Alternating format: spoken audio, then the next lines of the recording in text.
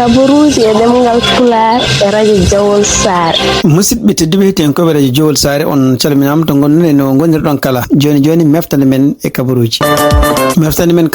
jamma hannde jaten koye dendi Amatoure e kabaruji dowlaji dentuɗi e kabaruji international. bandiraɓe sehilaɓe heɗotoɓe radio Jawol Saare jam hiire mun hannde ko alarba 7 lewru juillet hitande ujunnaji ɗiɗi e nogas e jeegom gonɗen joni ko waktu jeeɗiɓo ɗo e Cincinnati. bandiraɓe sehilaɓe heɗotoɓe radio Jawol Saare kabaruji men e États-Unis guidoɗen ko toon to Washington tugnadi kadi ko yalti hannde hono juge goto fédéral yamiri hono kanko Donald Trump ko yacci yo yaltin kalisaji ɗi fawno ena abbo e million ngaji joyi ɗi wiya wonde mo foti yobde hono oɗo debbo biyeteɗo Eugene Carroll noon ko neɗɗo debbo takkunoɗo mo wi ñawol wannode hitande ujunnaji ɗiɗi e nogas e tati wiide wonde ko kanko Donald Trump ene wayno ko ƴewri ɗum bandiyagal walla o memi ɗum toon to New York ɗum noon ko duuɓi kanko Donald Trump haade makko wonde kanko hoore makko président e wiide mabɓe kadi ɗum ɗo ko hunde wannode toon e hitande ujunere temedde jeenayyi capanɗe jeenayyi taw kamɓe ɗiɗi pottuno koye bitiga kanko Donald Trump e kanko oɗo suka debbo kanko Donald Trump kadi e nder hitande ujunere temedde ujunnaji ɗi e sappo e jeenayyi nde ɗiɗon haaluji jaltinde o wino ɗum ɗon wona gonga caggal muɗum kadi o yalti omo bonna yiide inde oɗon debbo wi oɗon debbo wona catégorie makko ko wawi wonde foof ene woni ko ñawol wonnode hitande ujunnaji ɗi nogas tati kanko Donald Trump o fawnamo yo yobbo oɗo debbo million ngaji joyi he sibabunde toñangueji ɗi waɗi ɗum noon ko wawi wonde foof juge goto hannde fédéral kañum hoore mum yamiri wonde ko oɗo kalisi yo yaltini ko yacci million ngaji joyi e intérêt ji tuggi hitande ujunnaji ɗiɗi nogas tati alay sago kanko Donald Trump o yaltini ɗum ko yacci pour yobde oɗo debbo mo tribunal tawi wonde ko kanko toñi ɗum tuggi ñande nogas jeenayyi lewru juin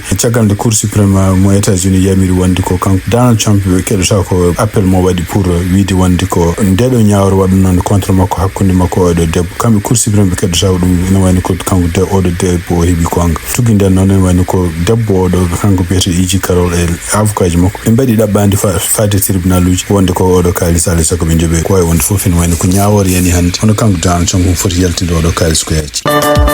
toon to Wisconsin hono juge goto kanko biyeteɗo Hannah Duggan ɗum noon takkanoɗo kañum hoore mum walli neɗɗo goto taw ko immigré hadde immigration nangude ɗum ene oɗo so ñalawma hannde o wiyama o soketake kono o fawama kene wona ujunnaji joyi ɗum noon ko sibabunde e wiide mabɓe kamɓe laamu ngu henna kanko oɗo debbo walli yimɓe criminel en a wasde nanguede guila nden ene wayno ko kanko hoore makko oɗo debbo wonno koye ñawore kono ñawore nde yani hannde o jogorani sokede kanko oɗo debbo noon jaaɗo duuɓi capanɗe jeegom e jeeɗiɗi ene wayno ko lewru décembre o dartima yimɓe immigration ɓe ganduɗa programme muɗum nangude immigré ji ɓe walla yimɓe mbiyata criminel en ɗiɗon immigré ji noon garno koye suudu makko ñawore kanko oɗo debbo toon to Milwaukee ko kanko waɗi feere ha oɗon immigré yalti nde doggi kono ene wani caggal mum nanga tugnere hande habaruji gumiri toon hono kanko sarɗiyanke républicain biyeteɗo Tom Tiffany kañum hoore mum ko supporter Donald Trump no feewi e kañum hoore mum kadi ko candidat wonde gouverneur toon to Wisconsin ene wayno ko nder ñawore nde haade mum wadde campagne makko wonno ko yo tribunal yoɓe cokko oɗo debbo habaruji men e États-Unis cekitoɗen koko fate coupe du monde ɗum noon e wayno ko hande kamɓe FIFA eɓen continue hande défendude koye mabɓe surtout ko caggal nde tinade oɗo d'abord ko fate en ɗeɗo carte boɗeje nde ganduɗa kamɓe joueur ji américain dokkano ene wayno ɓe garti ɗum kono ɓe caali artide hono ko yanti hen oɗo sa joni hono leyɗele kewɗe enen mbiya wonde ko kamɓe FIFA ene wayno ɓe goni koye ene wayno ko woni wuuri gonɗe toon surtout en ilminde kala leyɗele africain ji walla leyɗele goɗɗe taw ko wona leyɗele mawɗe ɗum noon ko haalluji oɗo sa joni kamɓe FIFA kadi ɓena continue défendude ɗum ko wawi wonde foof ti ene wayno ko hande oɗo ñalawma alarba ene wayno ko ala foof match programme aɗo kono en ɗamina wonde ko ñande janggo alhamis kamɓe équipe ji jeetati keddi ɗi ko nden ɓe fuddoto hawrude ko fati communatoire quart de finale janggo à partir de 4 heures kikiɗe ene wayno ko Maroc kañum hoore mum jogora hawrude e France ɗum noon ɓe kawrata ko toon to Boston caggal muɗum ene wayno ken ɗamina ñande aljuma nde hono kamɓe Espagne ma Portugal siftindon toon ko Belgique kañum hoore mum ko kañum elmini États-Unis Espagne kañum elmini Portugal ñande a 7 kamɓe Norvège ma poti Angleterre oɗo ñalawma kadi ene wayno ko Argentine kañum hoore mum fotte Suisse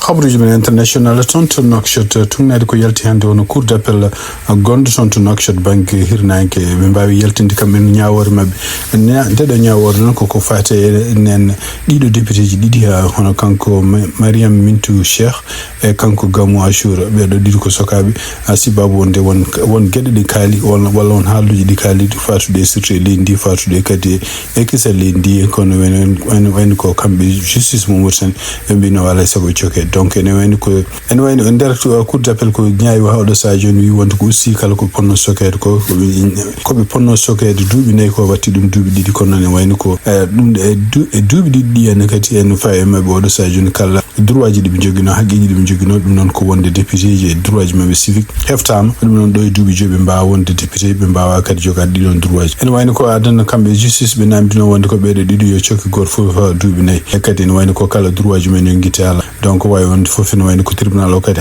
yamirino wonde ko kala ko ɓe mbawno postude e nder page uji mabɓe médias sociaux ji kala téléphone aji mabɓe ɗi kutorino ɗum ɗo fof yo hefte e kadi compte uji ɗi ɓe joguino hen compte uji ɗi hen c'est compte uji électronique ɗum ɗo fof noon e wayni ko caggal muɗum e wayni ko compte uji mabɓe fof yo guddi parquet o kadi haalino wi wonde ko ɗiɗo député ji ɗi ene wayni ko ɓe toñi ko kala ko ndimago leydi ndi ɗum noon kadi ko par hutorade gueɗe numérique ɗum noon ko wiyete électronique ɓe kaali kadi haalluji ɗi kadi ko haalluji nodduji ko wiyete lañamagal surtout ne kadi gaddoji jibru fitinaji toon to leydi Mauritanie ɓe takama kadi gueɗe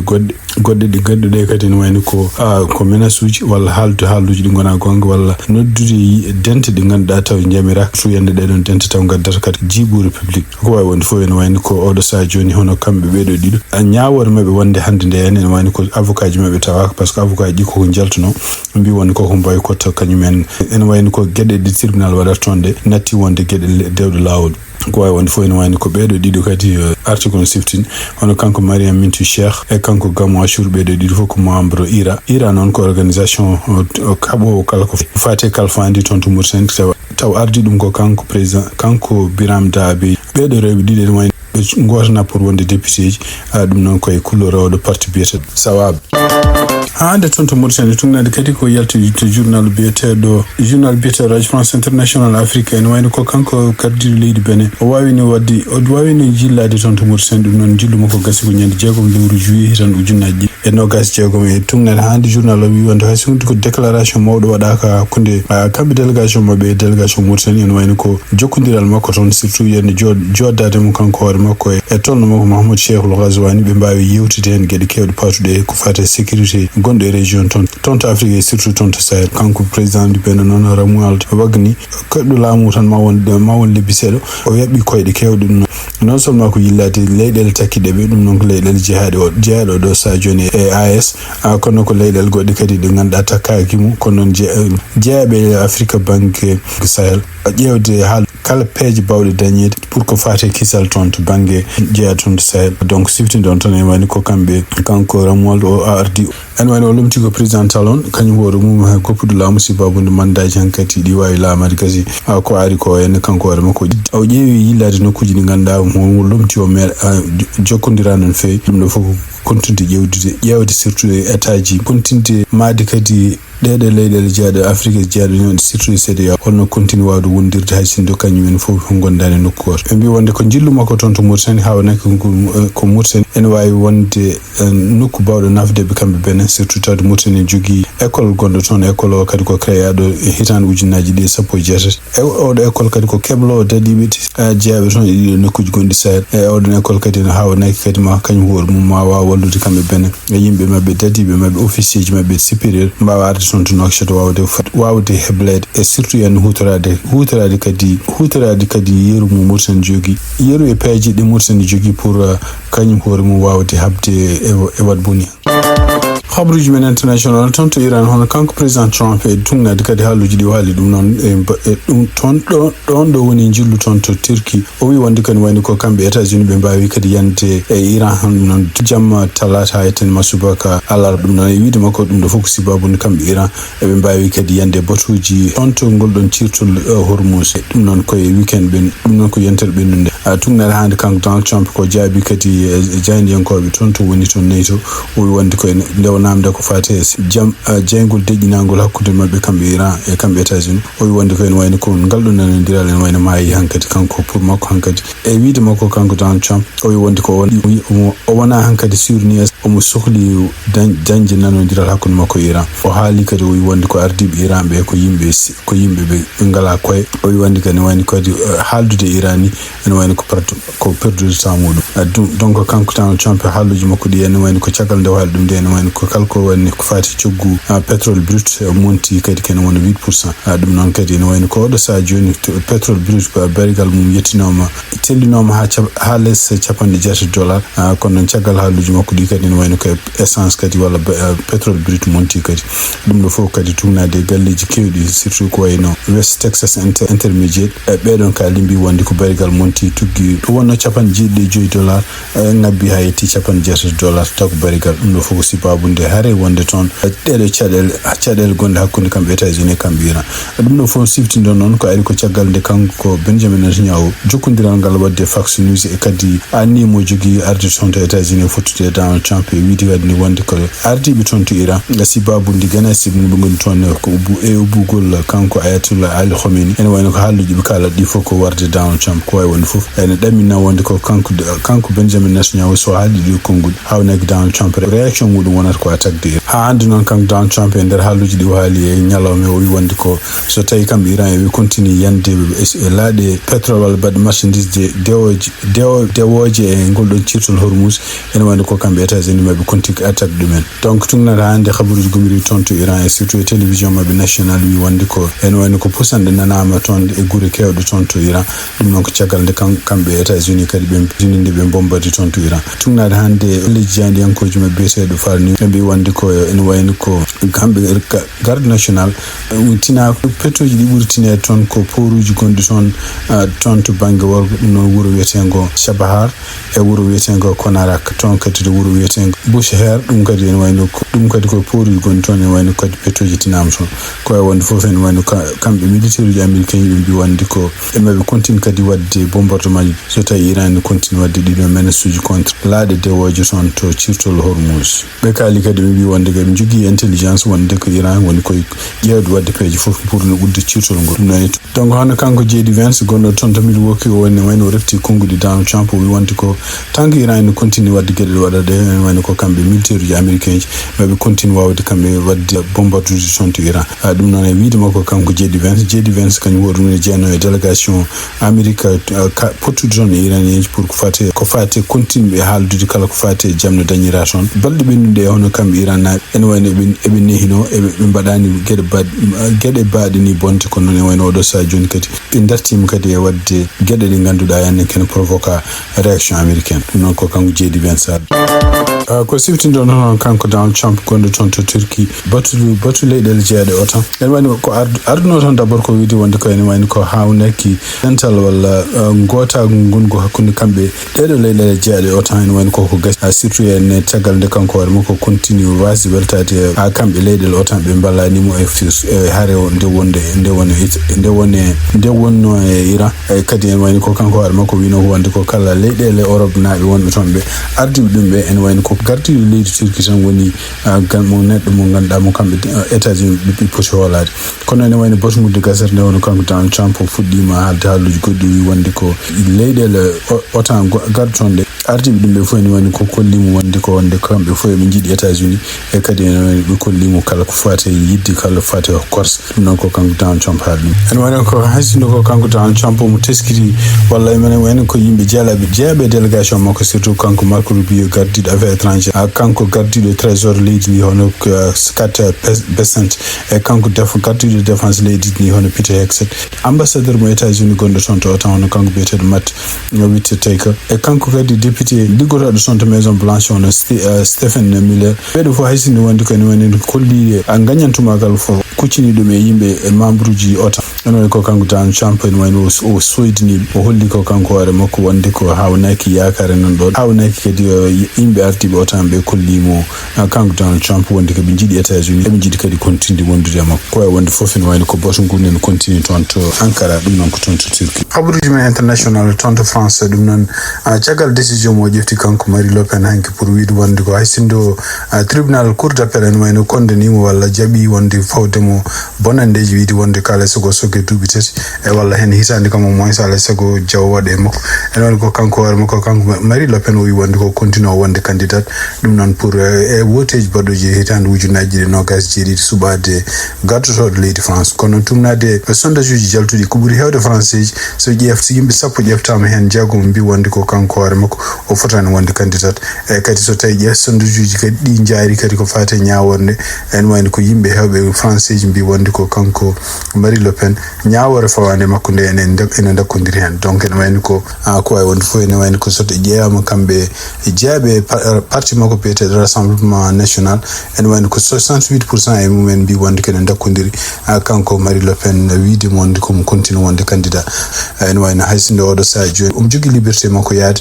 kadi wawi wadde campagne uji ko ɗo woni ɗo ene jawo électronique ko waɗa e makko rende kala ɗo wawi yaade ko ay wonde fof ne wayni ko kanko Marie Le Pen o waɗi recours tribunal goɗɗo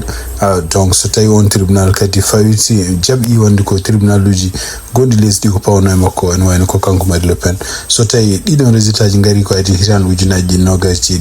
ene wayno ko candidature makko ko darto kanko Marie Le Pen. Toon to Sénégal tugnade kadi ko yalti toon to Sene News suka gorko goto biyeteɗo Babacar Dieng ene wayno gonnoɗo e kaso caggal nde kanko hoore makko holli pellital makko wiide wonde ko hande wiide wonde présentade toon to examen ji baccalauréat ene wayno o heeɓi baccalauréat makko e ndeɗo hitande ujunaji 26 taw kadi ene wayno ko mention o heeɓi ko assez bien ko wawi wonde fof ene wayno ko kanko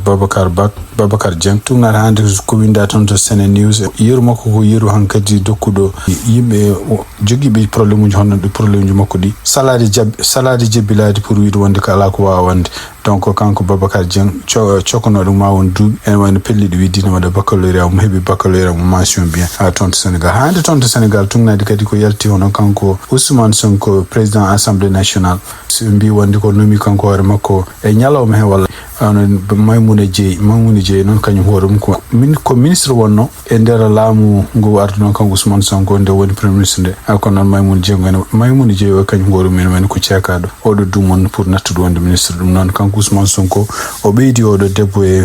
équipe mo ardi toon ɗo oɗo debbo noon wonno kañum hoore mum wonno ko ministre de la famille et de l'action sociale et de solidarité Ousmane Sonko kañum wonno premier ministre leydi Sénégal kono noon sibabude contodiral gonnogal hakkude kamɓe ɓeeɗo ɗiɗo ene wayno ko Bassirou Diomaye Faye seki mo nominade goɗɗo guila nden noon ene wayno haari ɗiɗi continue banggueji ɗiɗi foof kanko toon to Assemblée nationale e toon to présidence kadi hono kanko Bassirou Diomaye Faye tugnade kadi ko yalti ene wayno ko kanko Bassirou Diomaye Faye ene wayno wawi jokkodirde conseil constitutionnel ɗum noon tugnade kadi ko yalti ene wayno ko avocat makko représente ɗo mo kanko Bassirou Diomaye Faye hono kanko biyeteɗo maître Cheikh Amadou Ndiaye ene wayno ko dossier moɓe dokki toon to conseil constitutionnel ko dossier kewɗo kayitaji kewɗo document ji ɗiɗon document ji fof kadi koɓe dubluɓe ɗum pour wawde wallude kamɓe conseil constitutionnel miijade décision ngaji ƴeftaɗe toon to Assemblée nationale ñande 29 lewru juin ɗum noon e wiide makko e wiide mabɓe kadi walla e wiide oɗo article ko kanko Bassirou Diomaye Faye haade makko ƴeftude décision jabade ko fate e nawɗo haalluji kalno toon to Assemblée walla ko fate référendum ni kanko hoore makko ene wayno ko ɓeeɗo yimɓe jeeɗi ɗum ñaawɓe wonɓe tan wiyeteɓe lessage ko ene wayno ko décision muɗum o fadi pour wajademo holko foti wadde e kadi ko waɗano toon to Assemblée nationale ko est ce que ɗum ko hunde rewde lawol ko wawi wonde fof ene wayno ko toon to Assemblée nationale kamɓe surtout député ji Pastef oɗo saha joni ɓe jirani ɗum jaam ɓe jiiri ɗum wonde ko kanko Bassirou Diomaye Faye ene wayno woni koye janfade ɓo janfima ɓe kadi o yatiri caggal pour ko kanko hoore makko nemo jokkodira e conseil constitutionnel donc ɗum ɗon kadi ko caɗele oɗo saha joni toon to Sénégal ko fati hakkude ɗiɗo institution ngaji ɗiɗi hono kamɓe toon to présidence e toon kadi to assemblée ha hande toon to Sénégal kadi tugnade ko kanko Madiambal Diagne ko windi o wi wonde kene wayno ko cergal gargal hakkude kanko Bassirou Diomaye Faye e Ousmane Sonko ene wayno oɗo saha joni jogori wonande ko jaam ko kanko ancien président Macky Sall Madiambal Diagne o wi wonde ko ene siftore wonde ko ene wayno ko ancien président Macky Sall candidature muɗum toon to Nations Unies ene jogino caɗele sibabunde kanko gardiɗo Pastef Ousmane Sonko ene wayno kañum hoore mum jaɓano yiɗano haala mum haalani kono noon e sibabunde oɗo saha joni haare wonde hakkude Ousmane Sonko e kanko Bassirou Diomaye Faye ene wayno ko kanko ancien président Macky Sall hawnay ko fuɗɗima dañji yakare mo dañ balle ummade toon to leydi Sénégal ɗum noon en gardingu kanko Bassirou Diomaye Faye tugna hande Madiambal Diagne ko haali o wi wonde ko ene wonde ko gueɗe no jarata ni joni jaarata koye nafoore makko kanko Macky Sall tungnaade ko haali kadi woyi wonde ko kaldigal udditi hakkunde kanko Bassirou Diomaye Faye e kanko Macky Sall e ɗum noon surtout ene ko pour kanko Macky Sall continue ɗaɓɓude soutien leydi Sénégal pour ko fati candidature makko toon to ardade Nations Unies tungana hande Madiambal Diagne mi wi wonde ko kanko Bassirou Diomaye Faye e kanko Adama Barrow ene wayno ko sakkiti ko ñande 7 lewru juillet ɗum noon ko hanki ene wayno ɓe keeɓi nulaɗo walla ɓe keeɓi hono ancien président mo leydi Guinée Bissau Umaro Embalo supporter mawɗo Macky Sall ɓe mbawi o wawi josodirde ɗiɗo président ji ɗi hono kanko Bassirou Diomaye Faye e kanko Adama Barrow toon to Gambie donc en ɗamina kadi tungnade hande Madiambal Diagne ko haali hawnaki balɗe garage walla jonte garage hono kanko ancien président Macky Sall mo war toon to Dakar e toon kadi to Banjul wawde kadi fottude ɗiɗo président ji ɗiɗi ɗi o sohli support mumen ko fate candidature makko ardade Nations Unies. hade habruji men international toon to Sénégal tungnade kadi ko winda toon to Seneweb ne wayno ko seppo mongo waɗino toon to Bignona ko toon to Sénégal to Dakar ngoɗon seppo kadi ne wayno ko mbiya ko seppo jam yamiw ɗum noon ko pour tan hollude support mabɓe kamɓe Sénégal naɓe jogui e kanko ancien président Macky Sall pour nde o ɗaɓata wonde kanko hoore makko secrétaire général des Nations Unies hono kanko biyeteɗo Abdoulaye Diémé kanko woni porte parole oɗo comité de soutien haade mabɓe rokkudde batake ono préfet oɗon diwan ene wayno ɓe mbawi janggude no fewi holko woni anniye mabɓe e kadi e wiide mabɓe kadi ko candidature hono kanko ancien président Macky Sall ko nafoore mawde wonande leydi Sénégal kamɓe ɓeɗo seppoɓe e nder ɓataye ɓe ñaguimi kadi hono kanko Bassirou Diomaye Faye gardiɗo leydi Sénégal kañum e gouvernement mum ene poti ummade support Macky Sall ko yaaci pour fati candidature mum secrétaire général des Nations Unies yimɓe hewɓe jiyama toon ɓeɗo yimɓe kadi ko yimɓe ɓe ganduɗa en kañumen fof ene wayno jogui ko anni goto pour supportudemo kanko candidature makko kanko ancien président Macky Sall e wiide mabɓe kadi hande ene wayno ko ɗum ɗo ko opportunité pour Sénégal e kadi ko pour Afrique fof no worno ɗum noon ene wayno ko atmosphére kamɓe wonnoɓe toon ɓe fof mbi wonde ko ene wayno ko kamɓe fof eɓe jiiɗi wonde ko leydi Sénégal fof ummo e oɗo saha joni peccor politique mo goni o pour mbawa kañumen ko fof darade défendude haare wotere ɗum noon ko haare hono Macky Sall yo won secrétaire général des Nations Unies. musidɓe tedduɓe tenkoɓe radio Sar ko ɗo tonggui meftande men e jamma hannde o en ñaguima joom jaam mo jaam woni junggo mum nde waɗante en jaam.